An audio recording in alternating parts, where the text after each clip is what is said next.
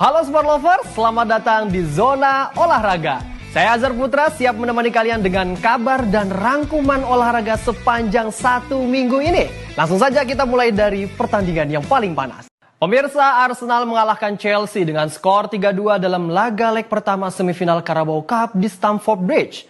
Dengan hasil ini, The Gunners sekarang selangkah lagi lebih dekat menuju final. Sementara itu pemirsa, Manchester City membuka peluang besar melaju ke final Piala Liga Inggris Carabao Cup setelah meraih kemenangan atas Newcastle United dengan skor 2-0 pada Rabu 14 Januari 2026. Kemenangan ini menjadi modal penting bagi The Citizens sebelum menjalani leg kedua di kandang sendiri. Pemirsa, hasil pahit harus diterima Manchester United di ajang Piala FA. Bermain di Old Trafford, Setan Merah tersingkir lebih dini usai kalah tipis 1-2 dari Brighton di putaran ketiga. Sementara itu pemirsa, Liverpool pastikan langkah ke putaran 4 Piala FA dengan kemenangan meyakinkan di Anfield.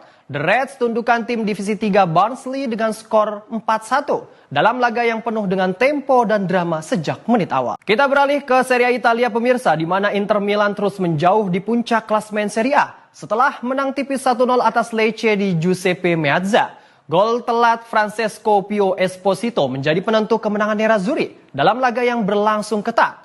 Hasil ini membuat Inter kokoh di posisi teratas dengan unggulan 6 poin. Sementara itu pemirsa, Juventus tampil perkasa saat menjamu Cremonese di pekan ke-20 Liga Italia. Bertanding di Allianz Stadium, Bianconeri menggilas tamunya dengan skor telak 5-0, sekaligus memperpanjang tren tak terkalahan menjadi 7 laga beruntun.